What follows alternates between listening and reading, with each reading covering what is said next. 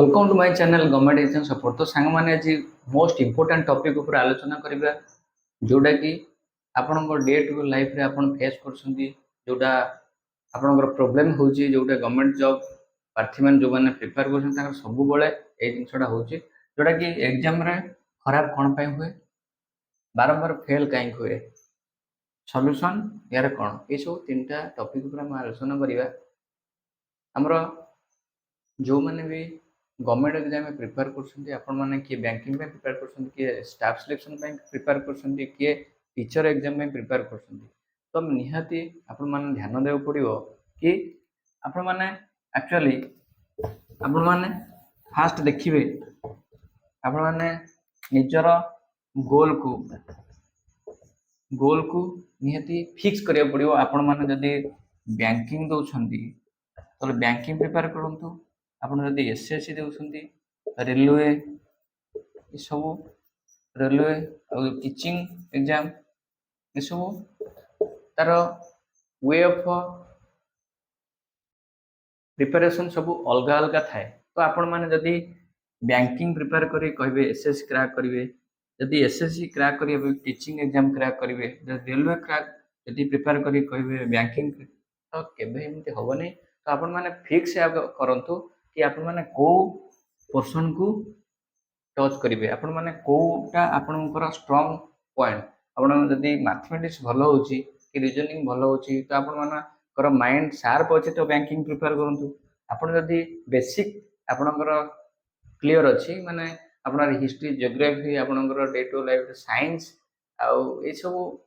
जदी आपनकर क्लियर अछि आपण एसएससी की धरि परिवे। आपनकर रेलवेटा आपण रेलवे जेहेतु इंग्लिश न थाए तो इंग्लिश जहाँ टिके कम थाए तो रेलवे आपण रखि परिवे। तापर आपनकर टीचिंग एग्जाम आपण टीचिंग एग्जाम पे जानिछंती जो माने बीड किबा सिटी एग्जाम दैथिए से माने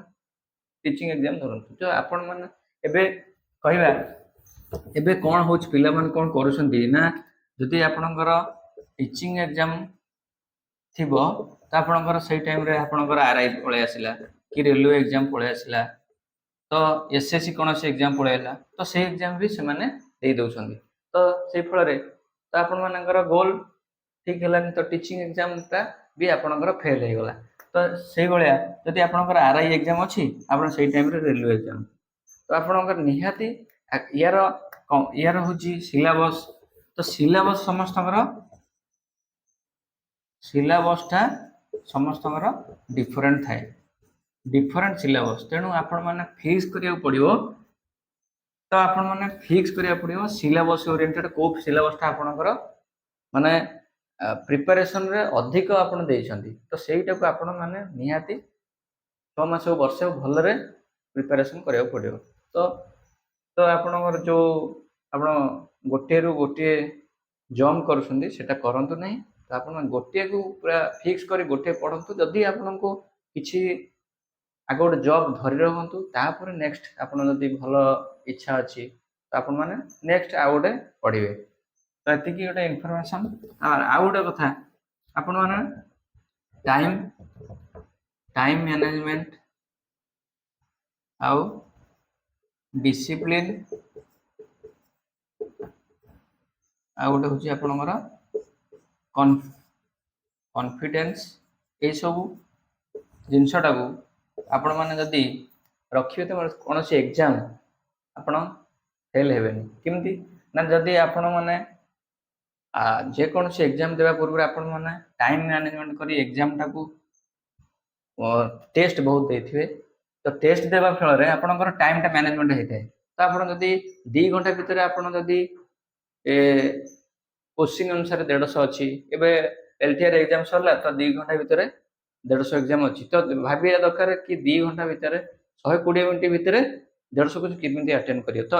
निहाती कम कटाव जीवो किंतु से भितर आपण मान जदि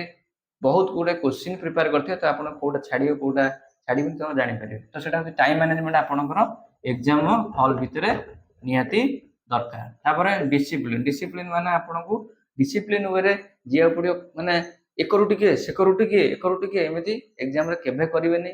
निहाती जदि गोटे राउंड रो जाउछंदी देखि चलिबे कोटा कोटा लास्ट 1 रु 150 टच करिया पड़िबो आपनको। तापरे कॉन्फिडेंस आपण माने निहाती जे कोनसे एग्जाम जानतु कॉन्फिडेंस से जानतु निहाती आपण भाबिबेनी कि हम पढ़िनी कि किछि करने डरी डरी जानतुनी डरी गला माने सेठी एग्जाम रे आपण बाउंस हो सब किछि भूलभाल हे तो एतिकी आपण माने ए तीनोटी जिंस करंतु निहाती आपणकर सक्सेस हो एमती आपणकर मोटिवेशन वीडियो पई मो चैनल सब्सक्राइब करंतु आउ एग्जाम ओरिएंटेड जे कोनसी आपणकर किछि भी मु कौन मु सब जानी मु किसी भी नॉलेज आपको देपारि मो एक्सपीरियंस अनुसार टिके भी आपको हेल्पफुल हो पार तो ये मो वीडियो को रखुची नमस्कार जय Jagannath please like share and subscribe my YouTube channel धन्यवाद।